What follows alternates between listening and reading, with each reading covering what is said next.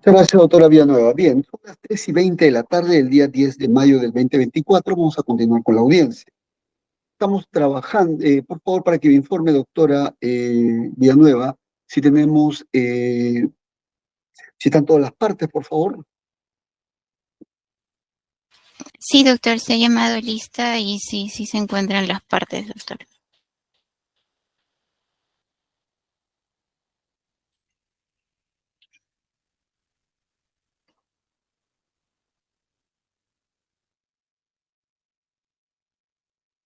Bien.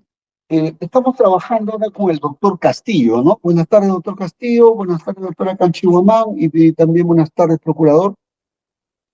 Sí, doctor, buenas tardes con todos. Bien, doctor Castillo. ¿Podemos empezar, doctor Castillo? Sí.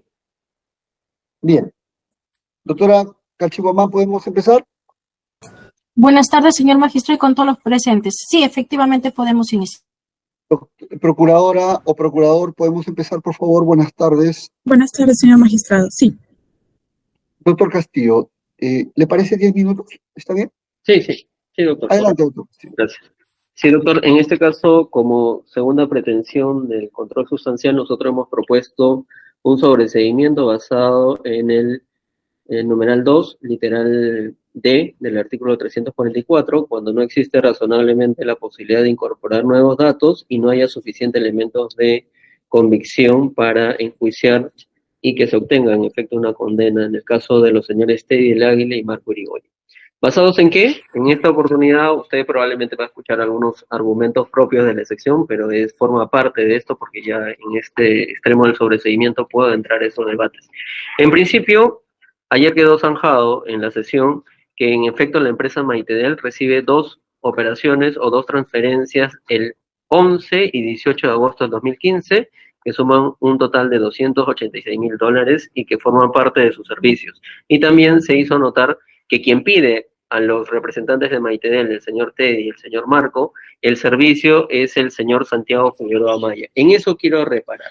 ¿Por qué nosotros sustentamos que no se va a poder incorporar nada más en el proceso o en el juicio y no existen suficientes elementos de convicción? Porque esa versión del señor Santiago Figueroa Maya, señor juez, en efecto está corroborada en su propio testimonio. El testimonio que la propia Fiscalía ha ofrecido y que obra en el folio 232 al 945 de las declaraciones, en su declaración que da el señor Santiago Figueroa Maya el 16 de abril de 2021, él confirma que en efecto se hizo una coordinación con el señor Teddy del Águila y el señor Marco Irigoyen para que puedan referirles clientes que puedan hacer transferencias desde empresas del exterior para que como parte de sus autorizaciones por la SBS puedan entregar porque son una casa de cambio dedicada a operaciones financieras.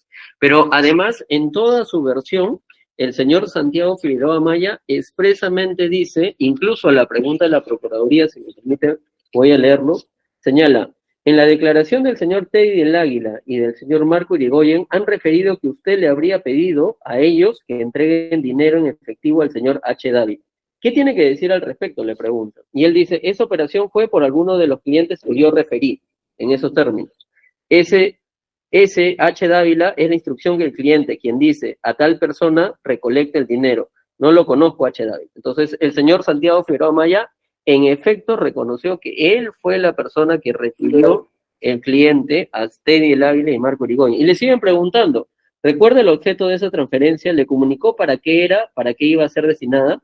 A mí lo que me comentaron era para inversiones inmobiliarias en el Perú, compra de terrenos o casa. Es decir, él les está refiriendo a que el cliente que contrata a Santiago Figueroa Maya y que después reconoce que es coordinado con Pérez Jiménez, con el señor Pérez Jiménez, era para inversiones, pero Maitedel no tiene nada que ver en las inversiones, Maitedel no se involucra en eso, Maitedel simplemente presta un servicio y ese servicio queda corroborado en ese caso por lo que en efecto dice, pero no solo dice eso, sino que en su declaración también le preguntan quién le refirió y cómo llegó al contacto de Maitedel, y el señor, en efecto, Santiago Figueroa Maya, señala que el contacto de Maitedel llega a través del señor Saco Loyola, con quien tenía una relación ya laboral desde antes, que a la vez preguntó al señor Jorge Sánchez, que es un abogado de un estudio, si le puede recomendar una casa de cambio o una casa que haga operaciones financieras para una transferencia de unas empresas que tenían cuentas en el exterior. Y así, y ellos, los señores Saco Loyola, también confirma exactamente lo mismo, que se le consultó, que Santiago Figueroa Maya le consulta a Saco Loyola que si conocía algún tipo de empresa que se pueda atender o alguna casa de cambio que pueda atender esta operación, y él a la vez le pregunta al señor Jorge Sánchez, y está también en la declaración que está ofrecido como medio probatorio, y el señor Jorge Sánchez también confirma que él le dijo que la casa de cambio Maitedel tiene autorizaciones, todo es formal, opera de manera transparente y le podría recomendar. Entonces, en ese esquema de recomendaciones y de tratos donde aparece Santiago Figueroa Maya, usted tiene las evidencias que corresponden a un servicio totalmente aislado de cualquier referencia a pagos ilícitos, dinero ilícito, pagos por coima de Odebrecht. El señor Juan Carlos Ceballos en lo absoluto no aparece referenciado de ninguna forma para los señores representantes de Maitedel.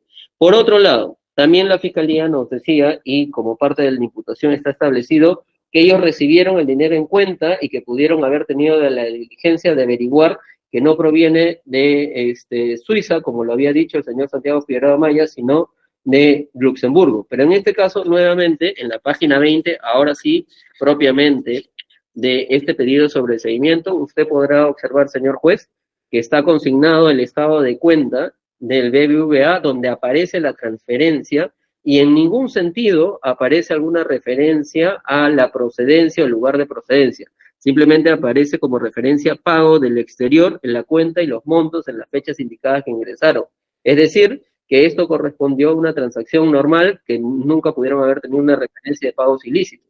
Por eso cuando la Fiscalía dice que en este caso se pide o se acusa de juicio porque se da a demostrar que ellos sí conocían, pues esto demuestra que no, porque no tenían contactos. Además, no existe ninguna evidencia concreta de algún correo en la que el señor Marco, el señor Teddy haya coordinado alguna sola palabra, algún solo documento, algún solo comunicado con el señor Juan Carlos Ceballos, ni siquiera con el señor Fraccini, ni siquiera con el señor Carrachetti, ni siquiera con los otros actores de este grupo. No existe llamadas. Eso es lo importante, porque tampoco hay evidencia y la Fiscalía no podrá incorporar un tráfico de llamadas entre el señor Teddy del Águila y el señor Juan Carlos Ceballos u otros de los investigados dentro de esta carpeta, de este expediente judicial ahora con acusación, porque ellos nunca tuvieron contacto. Lo único que ahora sí me toca decirlo con firmeza, existe es el correo del 7 de agosto de 2015, pero que no es mandado ni por el señor Teddy ni por el señor Marco, sino es mandado por el señor Pérez Jiménez al señor Carrachetti dando las indicaciones de dónde va a ir el dinero.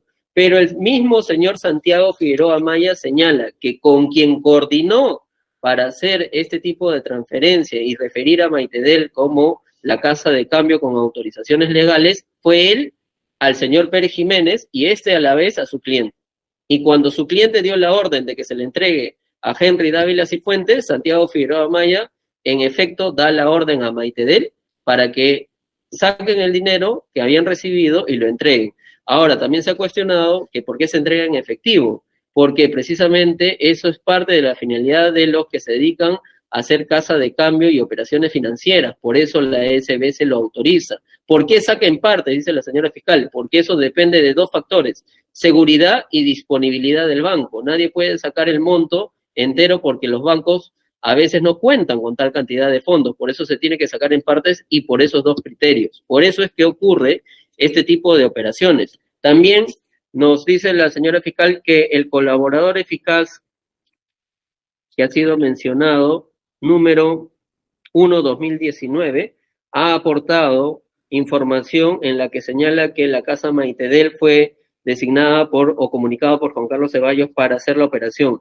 Sin embargo, si esa colaboración eficaz fuera eficaz realmente, nos hubiera entregado alguna evidencia en la que haya confirmado a estas alturas de la acusación que el señor Teddy o el señor Marco realmente se comunicaron con el señor Juan Carlos Ceballos, porque si dice el colaborador, señor Juan Carlos Ceballos ha dicho que Maitedel se iba a encargar, ¿dónde está la evidencia de que él haya indicado personalmente al Maitedel o cómo se han comunicado? Porque por máxima en la experiencia suena lógico que quien trae tanto dinero suyo al Perú a través de una empresa casa de cambio, debería comunicarse directamente con sus representantes, ¿no? Por lo menos una comunicación. No hay ningún registro en absoluto de alguna coordinación que haya existido entre Maitedel, los representantes de Maitedel y esta persona. Entonces, en esa situación, señor juez, nosotros, además de agregar que Maitedel es una empresa formal, no existe evidencia que vaya a demostrar lo contrario en juicio oral, que Maitedel fue constituido en el 2003, tiempo antes del servicio, 12 años antes del servicio, tiene la autorización de la SBS, no como en algún momento escuché de la Fiscalía, que fue un mes antes de la operación. No, eso no es verdad. La autorización de la SBS lo tiene desde el año 2013 por resolución y que se va renovando año a año. Y la última renovación que tuvo Maitedel para sus permisos formales fue en julio del 2015. Entonces, en esa situación, también podrá ver que no se trata de ninguna empresa fachada. Y finalmente, se ha cuestionado mucho el tema de por qué se queda con un porcentaje o por qué obtiene un porcentaje y no entrega toda la plata. Porque en efecto, el dinero que proviene es parte de un servicio. Si Maitedel está autorizada para el servicio y cobra una comisión de 1.5, que es equivalente a $5.600 por la operación, corresponde precisamente a los pagos del servicio.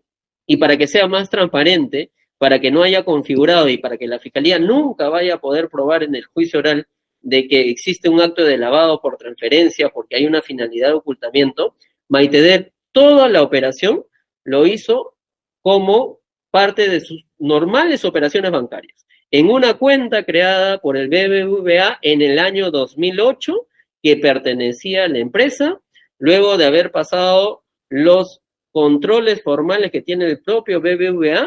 La UIF jamás detectaron ninguna forma de sospecha sobre el dinero o de alguna irregularidad o de la falta de sustento en la operación. ¿Por qué? Porque la empresa sí tenía esa autorización y actuaba siempre de manera transparente. Y el pago de la comisión generó un tributo que fue declarado a la SUNAT. Entonces, todas estas evidencias que forman parte de lo que se ha actuado en la carpeta fiscal y de lo que nosotros hemos demostrado en todo el proceso de investigación, generan que en efecto Maitedel ha actuado de forma correcta. Si bien ha sido parte de actos que probablemente vayan a configurar actos o responsabilidades por lavado de activos de otras personas, eso no le involucra a Maitedel porque no hay una evidencia donde alguno de los dos representantes de Maitedel haya tenido injerencia, participación, coordinación, tratos indebidos y menos aún, acabo con esta parte, el conocimiento, el tipo subjetivo. La Fiscalía no tiene ninguna prueba para demostrar que en efecto debían presumir del dinero, porque como usted lo pudo notar en la sesión pasada, hay hasta 2 transferencias donde se pierde la referencia al ciudadano Juan Carlos Ceballos antes de llegar la cuenta a Merisot y cuyo beneficiario final era Juan Carlos Frachini Silva-Redonda, que no tenía nada que ver en las referencias ni contactos con los señores de Maitedel. Por tanto, no había forma, no hay evidencia que vaya a acreditar que en ese momento, estamos hablando en agosto de 2015, vaya a existir o existió alguna forma de que ellos pudieran haber presumido que este dinero era un dinero, como lo dice la Fiscalía, por o generado a partir de un trato ilegal entre el señor Juan Carlos Ceballos, funcionario público, y la empresa Odebrecht. Esto es importante porque la Fiscalía siempre trata de señalar, y lo he escuchado, que señala que ellos han tenido o debieron haber presumido que el dinero era maculado. ¿Cómo van a presumir de un dinero maculado si su único marco de referencia, su único conocimiento a agosto del 2015 es el señor Santiago Figueroa Maya refiriendo a un cliente que proviene de una recomendación del señor Saco Loyola a partir de otra recomendación confirmada por testimonios de ellos, de estas 3 personas, del señor Jorge Sánchez, y que el mismo Santiago Figueroa Maya les confirma a los señores de Maitedel que va a ocurrir esta operación y que lo tienen que entregar al señor Henry Dávila Cifuentes por instrucción del cliente. Entonces, en esa situación no hay ninguna forma que en ese momento hayan podido ellos crearse Concluya, la por favor, referencia doctor. sobre el dinero maculado. En ese sentido, señor juez, solicitamos que se declare fundado este pedido de sobreseimiento.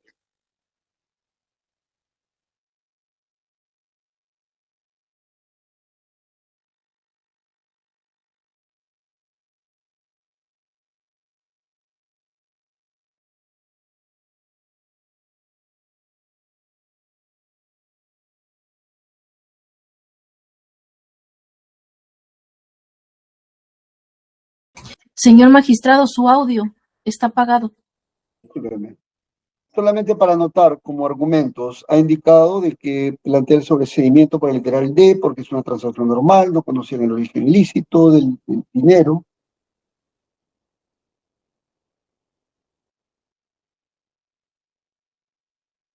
Bien, y que se presume que todo está correcto. Bien, vamos al lado fiscal. Adelante, fiscal.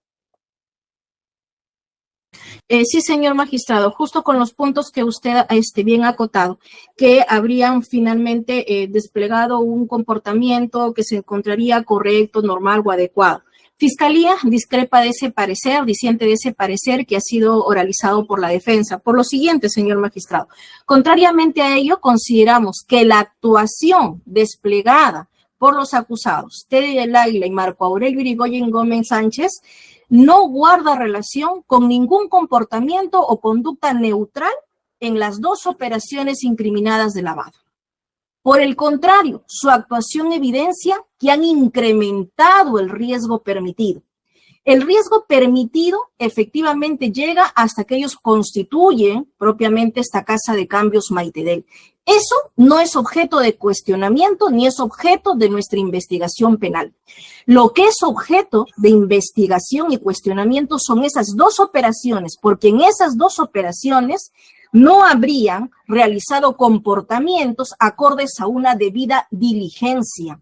Y una debida diligencia entendida con el conocimiento con relación al cliente, porque esa es una exigencia normativa prevista a todo sujeto obligado, y en este caso en específico, a la Casa de Cambios Maitedel.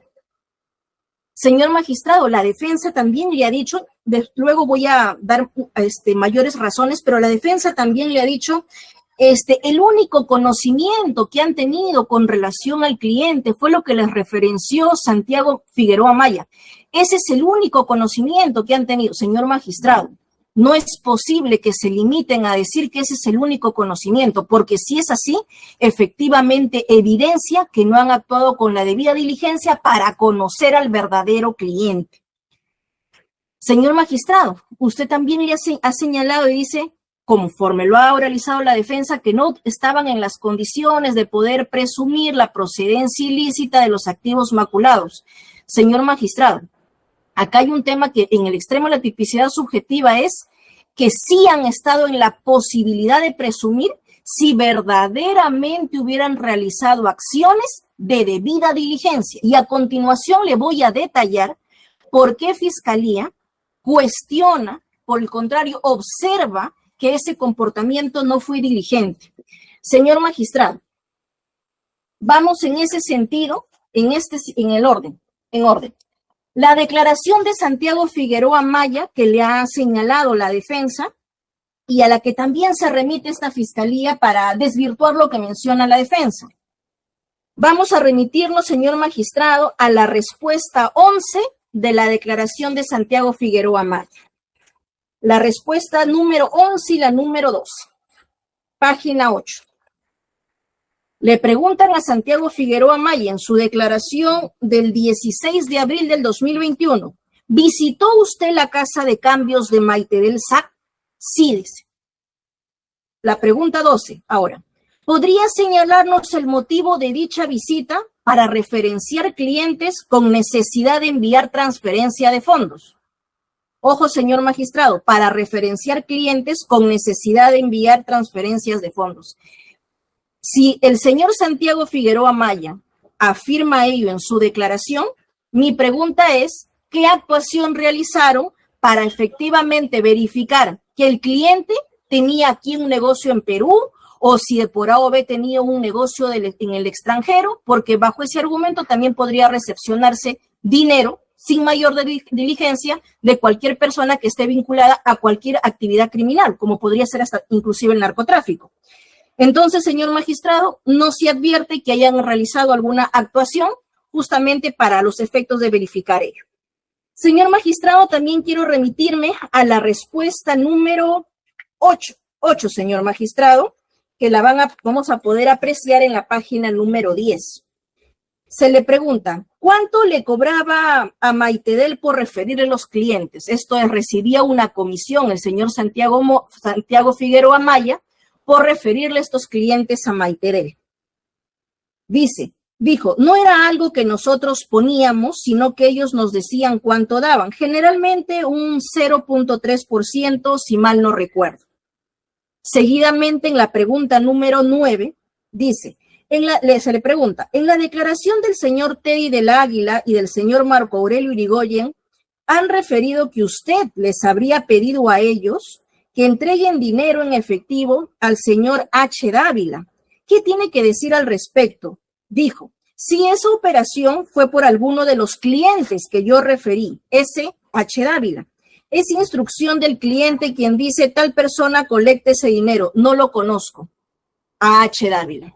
Señor magistrado, también tenía que haber conocido o por lo menos realizar algunos actos que permitan el conocimiento de la persona que iba a ser presuntamente la beneficiaria de ese dinero a quien le tenían que entregar. H. Dávila. Con esos datos tan mínimos, señor magistrado, no. Si tenían este dato, tuvieron que hacer actos adicionales para verificar los datos completos, pedir alguna documentación adicional, porque si no, cualquier persona se hubiera podido constituir para recoger un dinero en efectivo. Y ojo, señor magistrado, no era una suma insignificante. Por el contrario, era una suma exorbitante, era $280,400. Pero no, con esos datos nada más, finalmente han realizado la operación. Señor magistrado, ahora quisiera que nos remitamos a la declaración de la persona, en este caso el acusado Marco Aurelio Irigoyen Gómez Sánchez, en específico a su declaración del 29 de septiembre del 2020. Señor magistrado, cuando se le pregunta a Marco Aurelio Irigoyen, dice, pregunta número 12, respuesta 12, ¿advirtió usted que la transferencia provenía de un banco de Luxemburgo y no de Suiza, como les manifestó Santiago Figueroa Maya? Dijo, sí, no le tomé mayor importancia cuando me dijo que venía de Suiza. Sí, señor magistrado, como se precisó ayer y me ratifico nuevamente, le indica que va a venir de un banco suizo, pero señor magistrado, la operación llega desde Luxemburgo. Señor magistrado, el que se acerca y le referencia al cliente es una persona natural, pero ojo, quien realiza las operaciones es una persona jurídica, Amerisoc Center. Desde las cuentas de Amerisoc en el Luxemburgo es donde se producen o se realizan estas operaciones. Pero como dice, sí, no le tomé mayor importancia, o sea, si era Suiza, era cualquier otro país, él es ser indiferente. Lo importante es que llegaban las operaciones. En otras palabras, lo que se evidencia es que el trasfondo era de que llegue el dinero. ¿De dónde? Completamente indiferentes para poder realizar algún tipo de acto de diligencia porque en todo caso hubieran indicado, señor, creo que esa no sería la operación porque usted nos ha dicho Suiza y le está llegando de Luxemburgo. Pero no, señor magistrado, no le tomaron mayor importancia y así se ha dejado constancia en su respuesta. Pregunta número 13 dice, ¿advirtió usted también que la transferencia provenía de una empresa y no de la cuenta personal de Santiago Figueroa Maya? Sí advertí eso. Le pregunté a él, a Santiago Figueroa Maya, le pregunté y le dije, ¿mandaste de la cuenta de una empresa? Y me dijo sí. Lo envié a través de una empresa confiable y segura. Y como estaba registrado en un banco, no dudé en ningún momento. O sea, lo que le indica, pero señor magistrado, ¿qué documentación solicitó? Porque los sujetos, o en este caso los sujetos obligados, tienen que requerir documentación. Vuelvo a reiterar, de quién es la persona que es el ordenante, de quién va a ser el beneficiario y de la procedencia del dinero. ¿A título de qué? ¿De una inversión? ¿A título de qué? La respuesta a la pregunta 14. ¿Usted efectuó alguna labor de verificación de la vinculación que Santiago Figueroa Maya con la empresa Amerisoc, quien realiza la transferencia a Maitedel? No, no la hice. No verificó por qué en este caso venía de Amerisoc. Señala así, no lo hice. Siguiente pregunta y respuesta, la número 21. Dice, le preguntan, en el año 2015 efectuaban acciones de prevención de lavado de activos. Dijo, nosotros sí.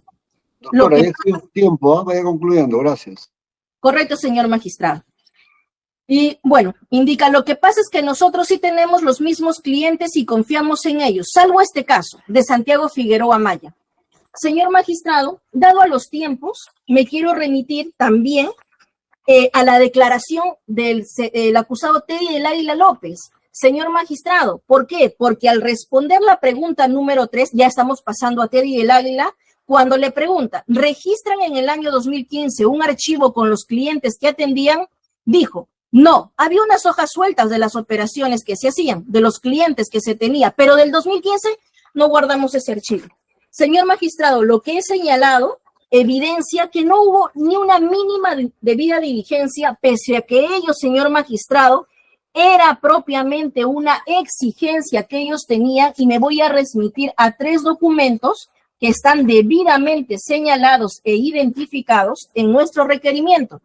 Señor magistrado, en ese sentido, me quiero remitir a la resolución de la SBS 7314-2013 del 13 de diciembre del 2013, a la resolución de la SBS 8930-2012 del 28 de noviembre del 2012, y adicionalmente, señor magistrado, a la resolución SMB 007-2013-SMB/01 del 22 de marzo del 2013. Preciso las fechas porque justamente luego no quisiera que se me indique que esto no se encontraba vigente para el momento de las operaciones incriminadas, que son del 2015.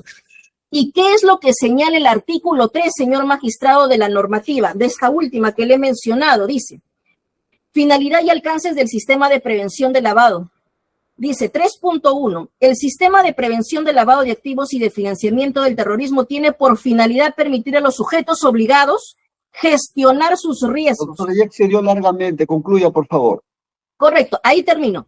Me dice, gestionar sus riesgos mediante la identificación, evaluación, control, mitigación, monitoreo de aquellos riesgos a los que se encuentran expuestos. Era una obligación, pese a eso, los socios fundadores de Maitedel la inobservaron. Por esas consideraciones, señor magistrado, solicitamos que se declare infundada el sobreseimiento planteado por la defensa. Vamos a una segunda ronda, ¿ya? Brevemente, ya 5 minutos como máximo. Doctor Castillo. Sí, doctor, nuevamente creo que caemos en el mismo argumento que ayer se consideró por parte de la Fiscalía. La debida diligencia es una imputación que nos aparece marcado por la Fiscalía en todas estas audiencias, pero sin embargo no es lo mismo señalar debida diligencia que el tipo subjetivo de el debía presumir típico de un acto de lavado de activos, porque son absolutamente distintos. La debida diligencia, señor juez, siempre puede acarrear responsabilidad administrativa, pero para tener responsabilidad penal, además de la administrativa, considerando esos términos, tendría que haber evidencia que conecte además que en efecto ellos pudieron haber sospechado de que este dinero era ilícito porque provenía de un acuerdo ilegal entre un funcionario público y una empresa corrupta. Y eso nunca existe, no existe evidencia alguna que los relacione al señor Teddy o al señor Marco en referencia a este conocimiento. Entonces, la debida diligencia en realidad que imputa la Fiscalía nos llevaría al juicio a que el juez o los juzgadores de juicio digan, ok, si supuestamente han infringido supuestamente una debida diligencia, eso generaría una responsabilidad administrativa. También, cuando la señora fiscal señala que hay que gestionar los riesgos debidamente porque estaban obligados, la gestión de riesgo en efecto existe, pero la gestión de riesgo solo puede generar responsabilidad administrativa, salvo que tu indebida gestión de riesgo te hubiese llevado en ese momento al señor Teddy del Águila, el señor Marco Irigoyen, en ese momento los hubiera llevado una debida gestión al nombre del señor Juan Carlos Ceballos Ugarte, y eso era imposible, porque en su marco de referencia, en su posibilidad de conocimiento, ellos no podrían haberse siquiera referenciado del nombre de Juan Carlos Ceballos Ugarte. Otra cosa que es importante descartar, nuevamente el mismo argumento, que si el señor Santiago Figueroa Maya le dice que el dinero viene de una empresa para una operación que proviene de Suiza, pero que sin embargo se deposita de una cuenta en Luxemburgo, entonces ellos fueron indiferentes. Señor juez, página 20, vea el estado de cuenta. ¿Acaso dice el país de dónde viene? Cuando Santiago Figueroa Maya confirma en la transferencia aparece como un depósito del exterior. ¿Cómo es que la fiscal piensa que el señor Teddy del Águila, el señor Marco Irigoyen, sí pudieron haber identificado que no provenía de Suiza, como se los había señalado el señor Santiago Figueroa Maya? No existe, porque no pueden referenciarse cuando la transferencia tiene por título transferencia o depósito del exterior, y se confirma con la versión del señor Santiago Figueroa Maya. Entonces, en ese caso, nuevamente, señor juez, nosotros tenemos que argumentar que no, la Fiscalía redunda en exactamente lo mismo, y nuevamente se apoya en nuestra propia versión. Usted ha escuchado su primera intervención, su primera parte. ¿Quién es la figura central que direcciona la operación del señor Teddy del Águila, del señor Marco y de Maitedel? El señor Santiago Figueroa Maya no aparece por ningún lado. La fiscal no le ha dicho, acá tengo el correo, acá tengo el documento, aquí tengo la llamada, el tráfico de llamada, donde el señor Juan Carlos Ceballos le ha instruido a ellos para que reciban el dinero. Y además, verificar si ese dinero va a ser utilizado para una operación de inversiones inmobiliarias, etcétera, y que debieron haberlo hecho y no lo tuvieron en cuenta, también es incorrecto, porque esa gestión de riesgo no le compete a una casa de cambio autorizada por la SBS. Esa gestión de riesgo le compete a una empresa que seguramente tendría que haber invertido con el señor Juan Carlos Ceballos o con quien le haya indicado, pero esto no era una inversión. Maitedel no iba a realizar ninguna inversión para que tener que hacer toda esa debida diligencia que la Fiscalía le exige ahora, asumiendo que eso es homologable al tipo subjetivo, el debía presumir, cuando no es lo mismo la debida diligencia que el debía presumir. El debía presumir tiene que estar conectado con evidencia que haya podido generar representación de algo ilícito a los señores. Ellos nunca se pudieron haber representado, y a la fecha, ya conociendo todo el caso, la Fiscalía no puede decir, bueno, ahora que conozco el caso, ahora sí hay datos, eso debieron haber sabido. Nadie puede representarse algo que en el momento del hecho no lo sabía. Eso es todo. Sí. Bien. Doctora Canchiboman, 5 minutos. Señor magistrado, la defensa le señala y dice, bueno, en todo caso lo que Fiscalía estaría señalando simplemente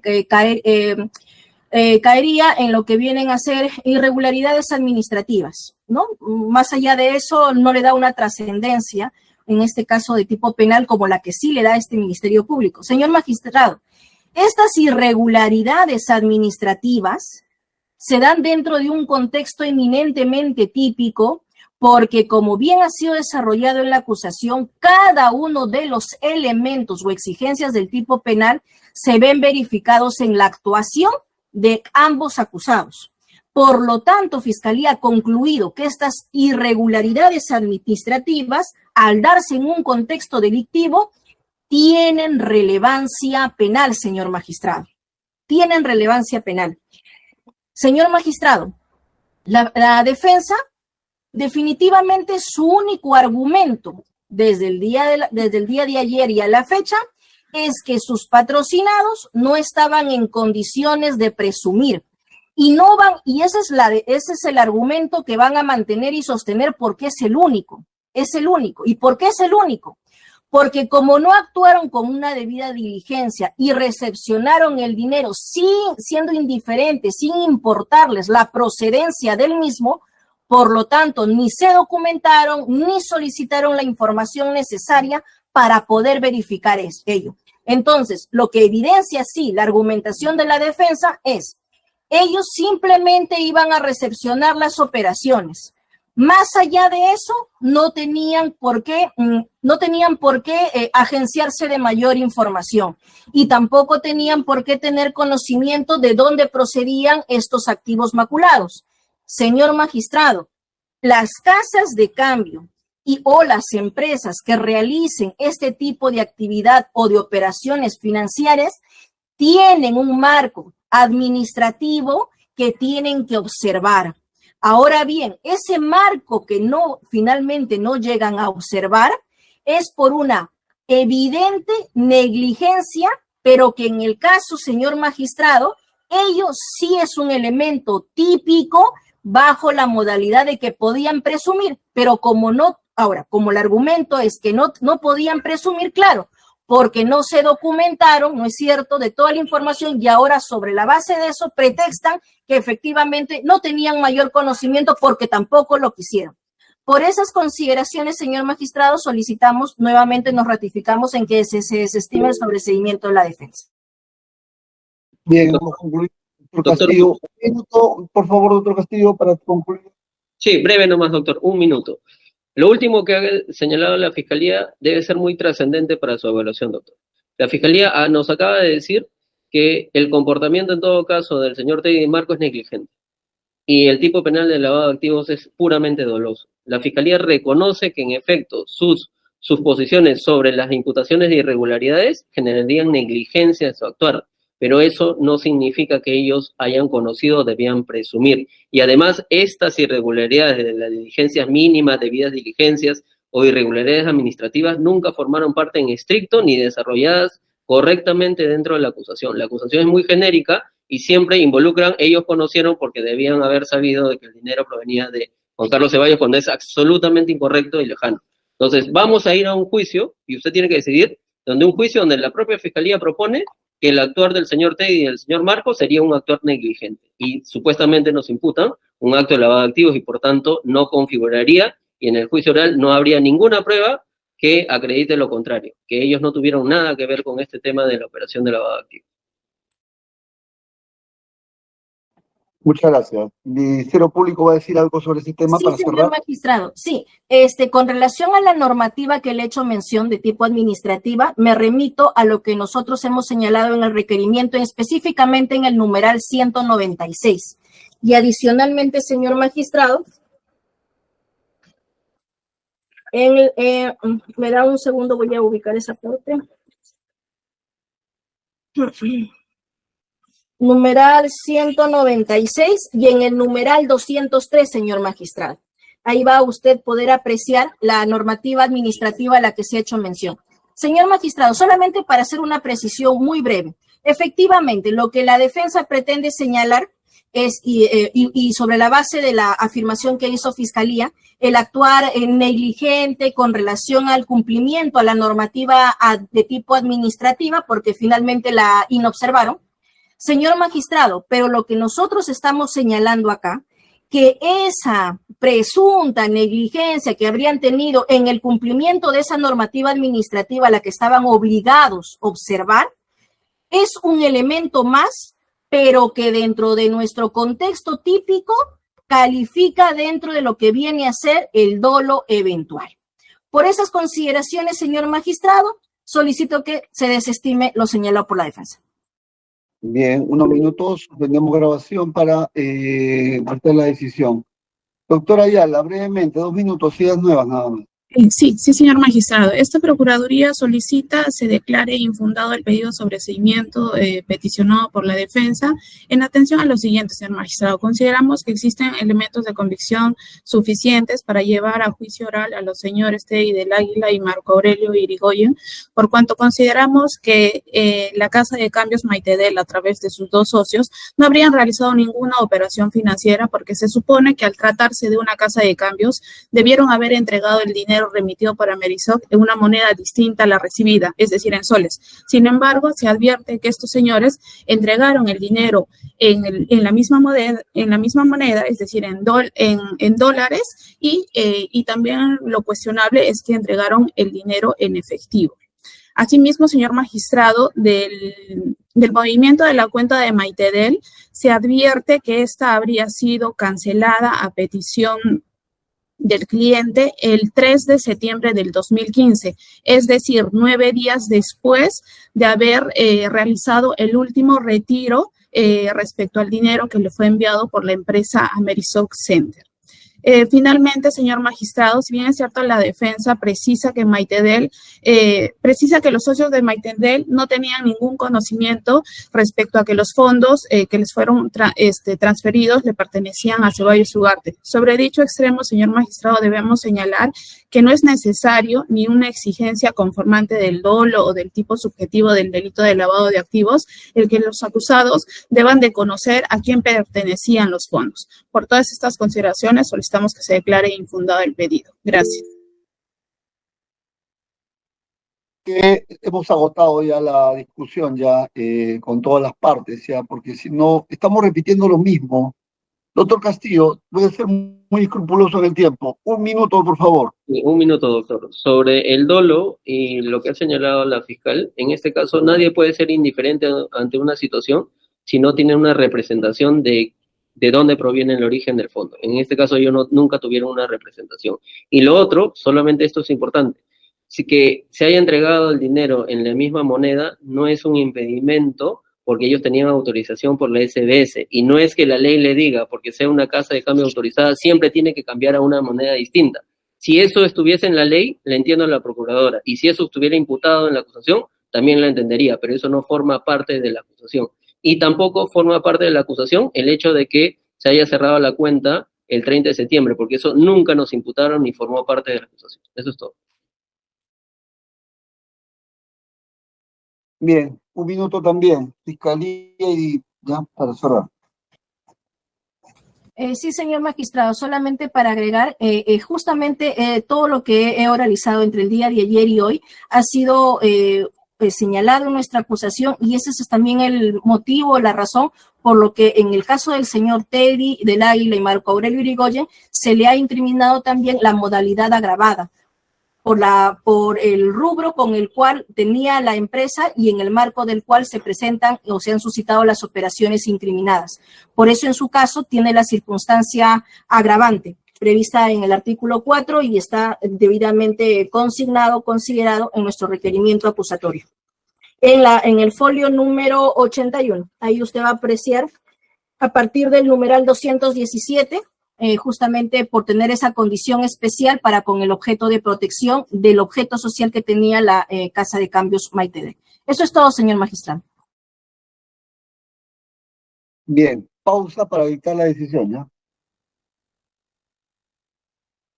Tenemos grabación. Suspendemos la grabación, por favor. Bien, son las 4:42 de la tarde. Vamos a proceder a emitir decisión. Resolución judicial número 71. Estando el pedido sobre seguimiento de la acción penal planteado por la defensa técnica de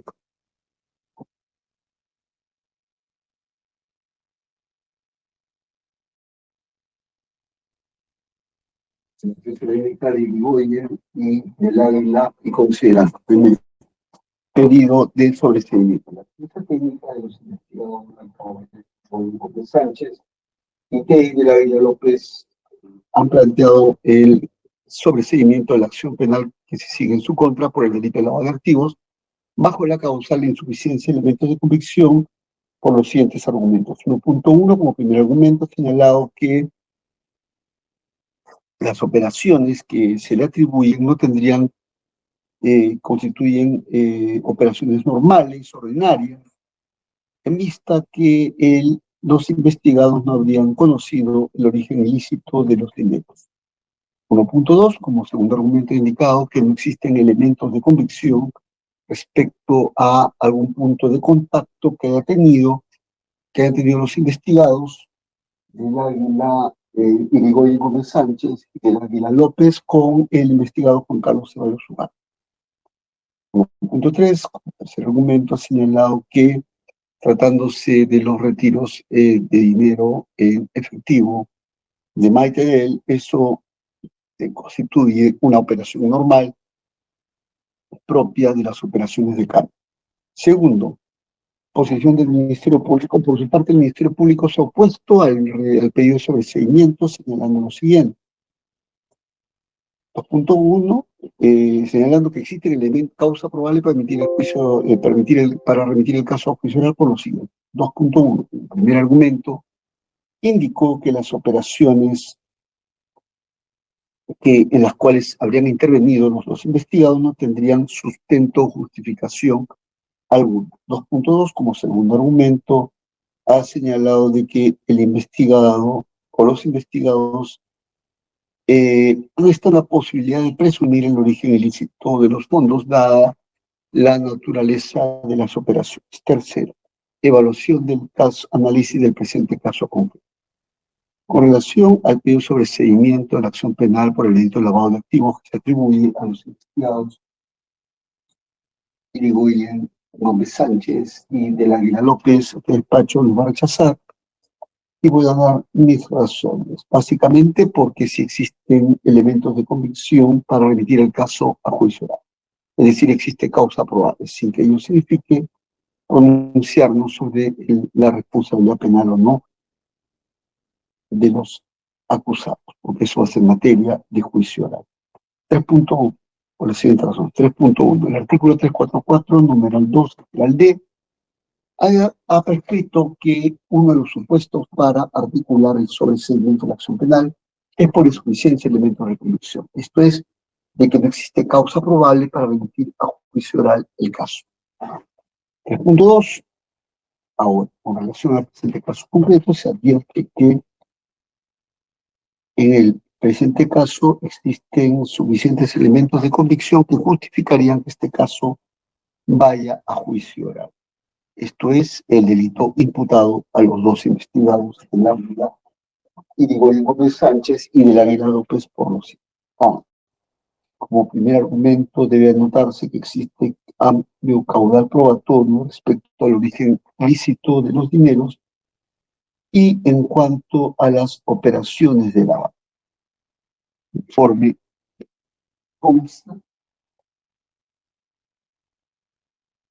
en los documentos entregados por el colaborador respecto a depósitos que se habrían hecho, que habrían sido hechos a favor de Juan Carlos Ceballos Ugarte y a las posteriores transferencias de dinero que se habría hecho, que habría efectuado Juan Carlos Ceballos Ugarte a favor de Amerixoc,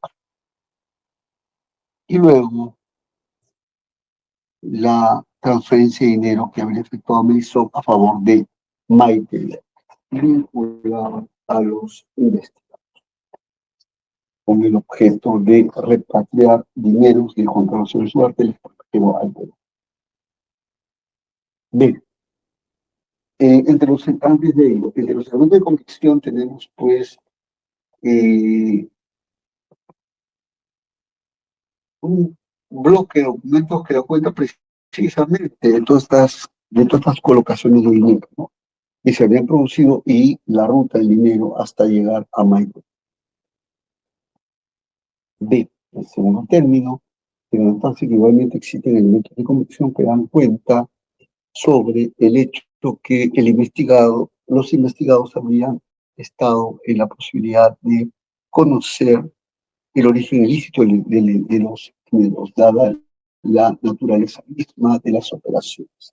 Específicamente, el hecho de que por el hecho de que Juan Carlos Ugarte, digamos, requería la repatriación de dinero del extranjero hacia Perú a nombre de una interpósita personal, es decir, a través de un tercero.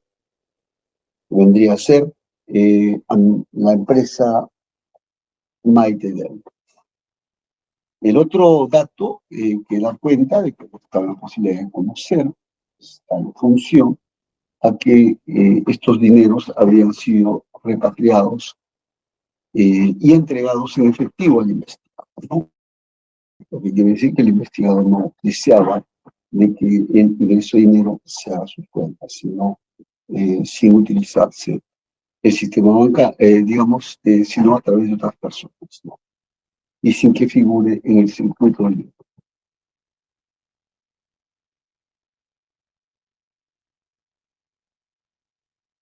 Otro dato que también debe evaluarse y de manera concatenada con los datos anteriores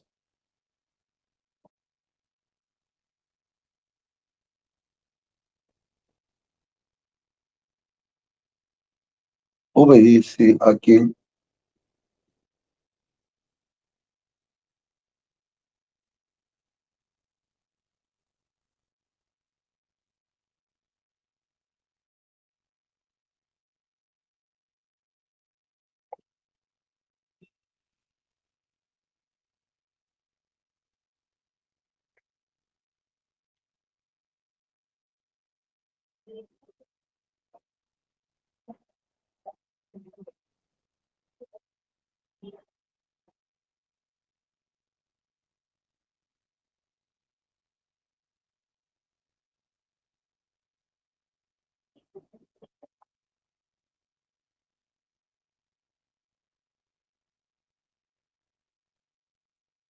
pues, a que estas operaciones, dada la naturaleza, no habría estado debidamente justificadas, ¿no?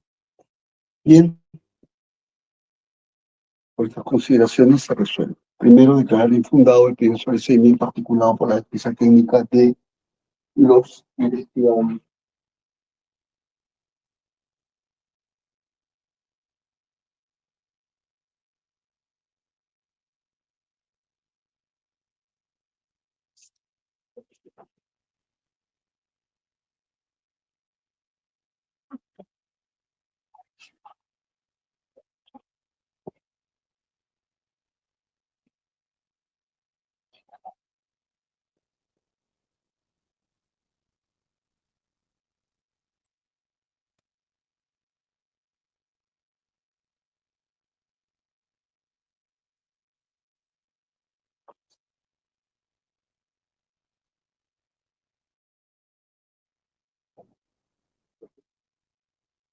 Marco Aurelio Irigoyen Gómez Sánchez y Tere del Águila López por el delito de lavado de activos en grave del Estado. Segundo, a conocimiento de las partes, Fiscalía.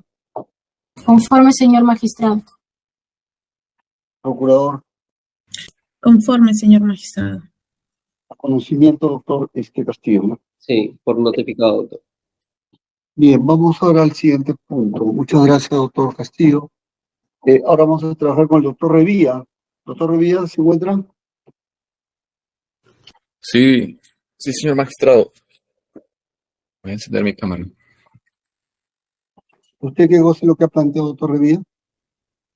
Hemos planteado una excepción de prescripción ordinaria. Prescripción, ¿no? Es lo único que ha planteado, ¿no? Sí, señor juez. Bien, adelante, doctor. Sustente su excepción de prescripción. Sí está demorando en prender la cámara. A ver. Ya, adelante, doctor. Ahí está. Veamos. Señor magistrado, al amparo del artículo 6, literal E, del Código Procesal Penal, dedujimos una excepción de prescripción ordinaria con respecto al delito de cohecho pasivo impropio que se le imputa a mi patrocinado Roy Nelson Rivas Llosa. La razón fundamental de esta excepción es que el plazo de prescripción ordinaria de la acción venció antes de la emisión de la disposición de apertura de diligencias preliminares, que es la disposición número 1 de fecha 16 de marzo de 2017. En tal sentido, señor magistrado, consideramos que ha cesado la potestad del Ministerio Público de perseguir el delito de cohecho pasivo impropio de conformidad con las reglas previstas en el artículo 80 del Código Penal. Y en virtud de ello solicitamos que se disponga el archivo definitivo en cuanto a este extremo. Para examinar esta excepción hay que tener en cuenta la fecha de los hechos imputados como delito de cohecho pasivo impropio, ¿no? Para ello nos remitimos a los numerales 37 a 45 de la acusación consolidada del Ministerio Público, en donde se le atribuye a mi patrocinado haber sido intermediario de 6 pagos, ¿no? Entre el 27 de septiembre del 2007 al 18 de abril del 2008, ¿no? Es decir, el hecho, conforme a esta descripción de la Fiscalía, la fecha del hecho más reciente que se le atribuye a mi patrocinado a título de cómplice de cohecho pasivo impropio, la fecha más próxima es el 18 de abril de 2008. ¿Correcto? Ahora, el delito de imputado, que está en el artículo 394 del Código Penal, modificado por la ley 28355, que es la ley vigente al momento de los hechos, ¿no? Tal como también lo ha señalado el Ministerio Público en su acusación.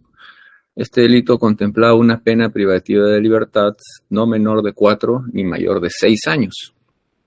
Por lo tanto, el plazo de prescripción ordinaria es 6 años. ¿no? Luego, si según el propio Ministerio Público, la última fecha de comisión del delito fue el 18 de abril del 2008, la acción penal prescribía ordinariamente a los 6 años, es decir, el 18 de abril del 2014. Sin embargo, como ya hemos dicho, la disposición con la que se apertura diligencias preliminares es del 16 de marzo de 2017. Por lo tanto, la acción penal ha prescrito ordinariamente.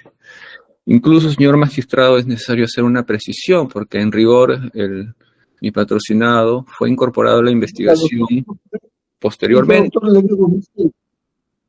¿Cómo? El año 2006, ¿no? Los hechos ocurrieron el año 2006. Habría prescrito el 2014. ¿Cuándo se le imputó formalmente el inicio de diligencias preliminares a su patrocinado? Justamente a eso iba, señor magistrado.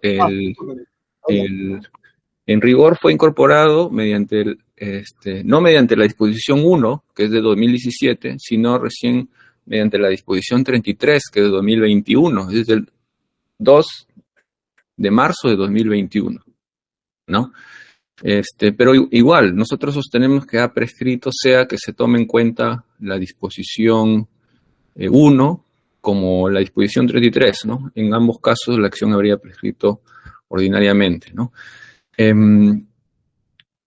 Es necesario, señor magistrado, precisar que el Ministerio Público postula que entre el delito de cohecho pasivo impropio y el otro delito que se le imputa también al señor Rody Nelson Rivas Llosa, que es el lavado de activos, ¿no? Existe un concurso real. Y para ello nos remitimos al numeral 396 de la acusación consolidada, donde se señala expresamente que es un concurso real. En consecuencia, siendo un concurso real según la tesis fiscal, las acciones prescriben separadamente, o sea que no puede ¿Cuáles son los concursos reales? ¿Cuáles son los delitos que van en concurso real? No lo he entendido eso. Cohecho pasivo impropio, que es por el que se solicita la prescripción, y el otro delito es lavado de activos. Listo. Entonces, dijimos que en el numeral 396 de la acusación consolidada, Fiscalía postula que es un concurso real, ¿no? Y en el concurso real, según el 80, las acciones prescriben separadamente, ¿correcto? Para reforzar el argumento, señor magistrado, sostenemos no es aplicable la duplicación del plazo de prescripción, ¿no? Porque esta opera solamente para los funcionarios y servidores públicos y no para los particulares, y tampoco el cohecho es aplicable este precepto. Inclusive hay un acuerdo plenario que es el 1/2010, donde se estableció claramente que la duplicación es solo para los funcionarios públicos, y en este caso estamos ante un cómplice de cohecho pasivo impropio. Tampoco es aplicable, obviamente, por obvias razones, no es aplicable la causal de suspensión referida a la formalización de la investigación preparatoria, porque estamos sosteniendo una prescripción ordinaria y no ordinaria antes de la apertura de diligencias preliminares. Ahora bien, señor magistrado, hay otra parte del requerimiento donde el Ministerio Público no imputa, pero sí menciona otros pagos, otros hechos donde estaría involucrado mi patrocinado, que tienen como fecha el 15 de diciembre de 2009 y el 23 de marzo de 2010, ¿no? Aún, señor magistrado, cuando no deberíamos referirnos a este extremo, vamos a hacerlo para despejar cualquier tipo de duda, ¿no? ¿Por qué decimos esto? Porque en los diversos pasajes de la acusación, el Ministerio Público señala como fecha de comisión del delito desde los primeros meses del 2007 hasta finales de 2008, ¿correcto? Ahora, para resolver esta cuestión, tenemos que tomar en cuenta que el señor Rody Nelson Rivas Llosa nació el 16 de febrero de 1943, porque a la fecha de estos supuestos pagos, o sea, del 15 de diciembre de 2009 y del 23 de marzo de 2010, tenía 66 y 67 años de edad respectivamente, ¿no?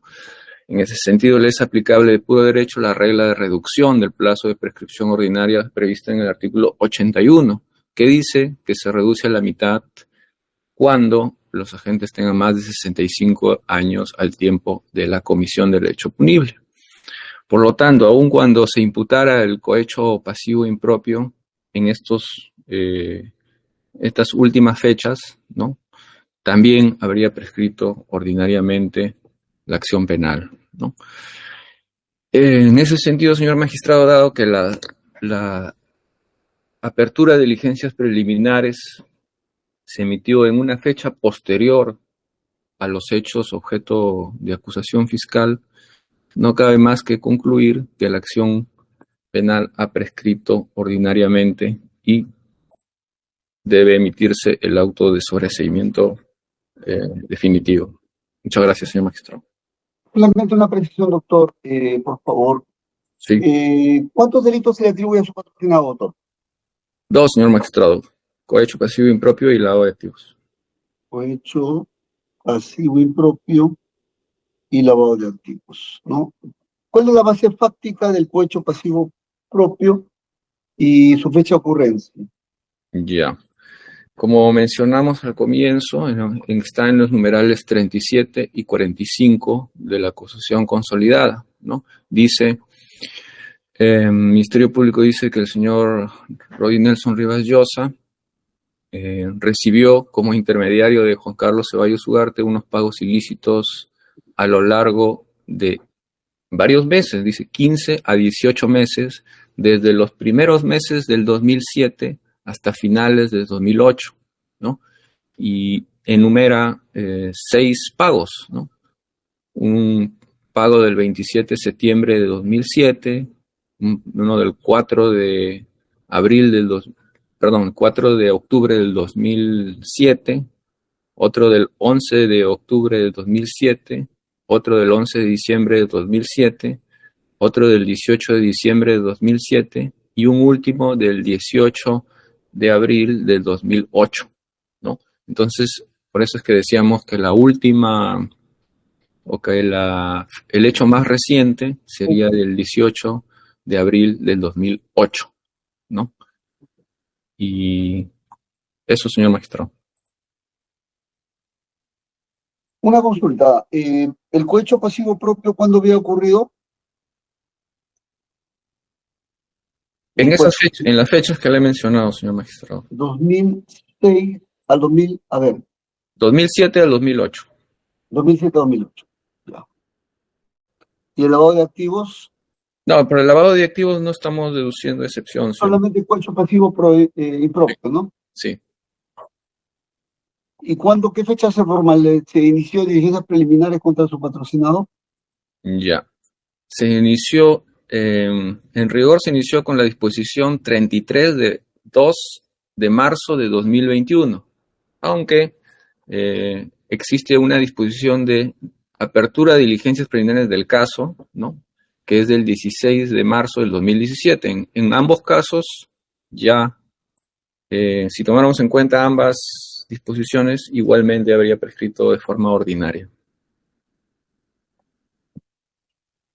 2007-2008. Ya, pero el inicio de diligencias preliminares contra su patrocinado se da mediante la disposición fiscal número, para verlo. 33, del 2 de marzo del 2021. 2 de marzo del 2021. Ya. Aplicando todos los tiempos, señala de que la pena combinada por cohecho pasivo propio es ¿cuánto? Según el Ministerio Público, se está aplicando el texto del artículo 394 modificado por la ley 28355, cuya pena es no menor de 4 ni mayor de 6. 4 a 6, ¿no? Entonces, 6... 2014, sí. O sea, el 2021 ya había prescrito, lo que sostiene usted, ¿no? Bien, fiscal.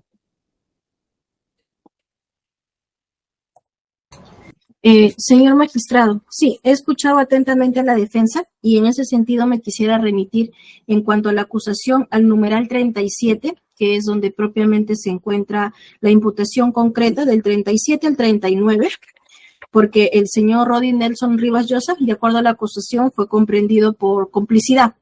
Y el marco temporal que usted puede apreciar en el numeral 37 con relación al cohecho pasivo impropio es de septiembre del 2007 hasta marzo del 2010.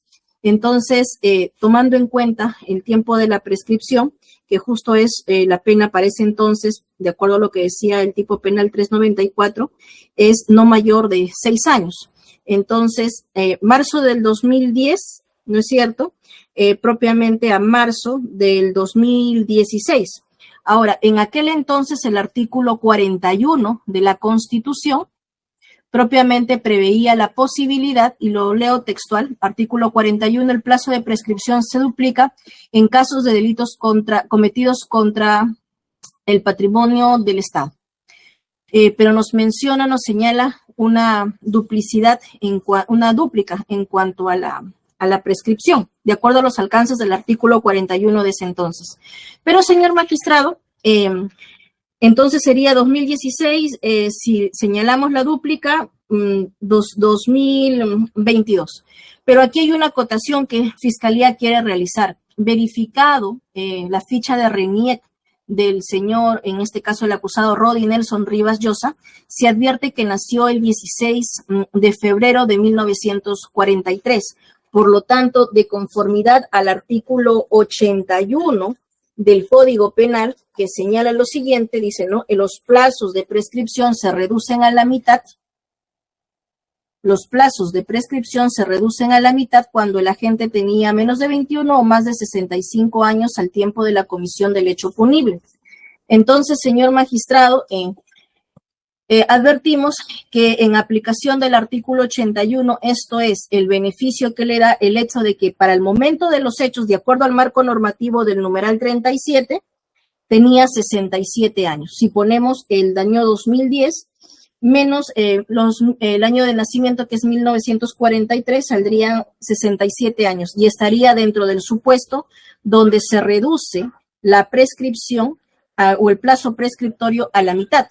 Entonces, señor magistrado, advertimos que la figura señalada por la defensa, la figura señalada en este caso de la prescripción, en el caso del señor Rodi Nelson, se verifica y el señor se ve favorecido o beneficiado con esta figura por el transcurso de la ley, pero sobre todo por la edad. Al momento de la comisión, verificado RENIEC tenía 67 años. Por ese motivo, con relación a lo solicitado, no se opone esta fiscalía.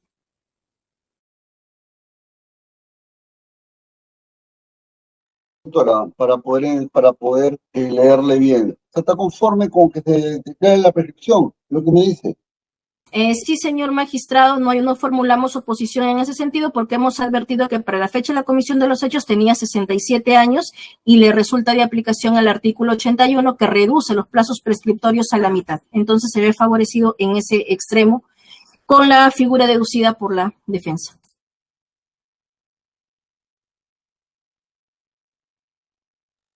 Bien, entonces ya hemos escuchado la postura del planteamiento de la defensa y la postura del Ministerio Público, en la cual señala que sí corresponde la prescripción por el delito de cohecho pasivo impropio. Procurador, ¿qué va a decir algo sobre esto? Sí, señor magistrado, estando Adelante. a la excepción de prescripción deducida por la defensa del acusado Rodi Nelson Rivas Llosa en el extremo del delito de cohecho pasivo impropio, pedido que tiene como propósito la extinción de la acción penal, esta Procuraduría no se opone a dicho pedido. Sin embargo, al amparo de lo previsto en el artículo 12, numeral 3 del Código Procesal Penal, solicitamos a su despacho tenga presente la autonomía de la pretensión civil respecto de la pretensión penal. Es decir, que en caso de proceder la excepción de prescripción que se solicita, solicitamos que tenga presente que la pretensión civil planteada por esta Procuraduría en relación al delito de cohecho pasivo impropio, específicamente contra el señor Rodi Nelson Rivas Llosa, se mantendría vigente. Gracias. Doctor Revilla, solamente está planteando una excepción de prescripción respecto a cohecho pasivo impropio, nada más, ¿no es correcto? Sí, señor magistrado, solo es una excepción. Ya. Voy a ubicar la disposición fiscal 33. Lo ha presentado, ¿no, fiscal? Sí, señor magistrado. Lo que sí también quisiera remitirme a la disposición número 1, que es la con la que se aperturan las diligencias preliminares, es la del 16 de marzo del 2017. Bien. Bien.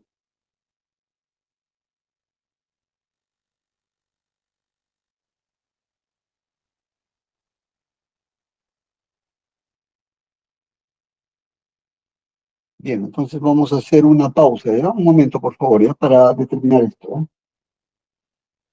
Y después de eso, solamente está pendiente ya respecto a los acusados el pronunciamiento de Catrachetti, nada más, ¿ya? Entiendo que no hay más pedidos de sobreseimiento, ¿no? De cara a la pretensión punitiva. Entiendo que no. Sí. Tenemos grabación, por favor, especialista. Bien, doctores, por favor, les voy a anunciar, ¿ya? Tenemos, ¿me avisa? ¿Me comunica, por favor? Sí, señor magistrado, inicio la oración. Bien, 5:31. Para no tenerlos ya, porque estos días he estado con una agenda recargada, vamos a dictar resolución ya de lo que queda del doctor Matos y del doctor Revilla. Vamos a empezar con el caso del doctor Revilla y luego con el caso del doctor Matos, y con eso ya concluimos el control sustancial, ¿ya? Y eso lo voy a dictar la próxima fecha. Ya no hay más pedidos, ya no hay más medios de defensa, ¿no? De cara al control sustancial, ¿no? Consulto con las partes.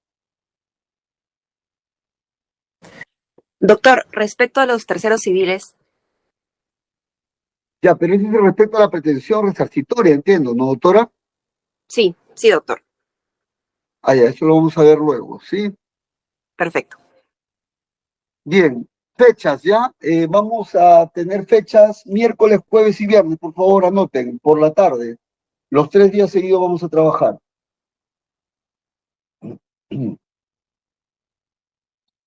15, 16, 17, 2:30 de la tarde, ¿ya? Esperemos terminar ya para esa fecha, ¿sí? Bien, ¿alguien tiene algún inconveniente? Por favor, me comunica. Doctores. Ninguno por nuestra parte, doctor. Bien. Ninguno. Bien, entonces nos vemos el día. Señor magistrado, solamente una consultita. La siguiente etapa a la que pasamos, necesariamente esas audiencias son en presencial para fiscalía. Doctora, si usted requiere trabajar con virtual, no hay problema, ¿sí? No tengo problema. Lo que más me interesa es avanzar, ¿ya? Porque entiendo que los doctores también tienen todos sus materiales en sus estudios ¿no? Y la idea es avanzar con todo esto, ¿ya? Bien, entonces nos vemos el día miércoles, doctores, ¿ya? Miércoles 15, 2:30 de la tarde. Muy buenas tardes. Buenas tardes. Buenas tardes. Buenas tardes. Buenas tardes.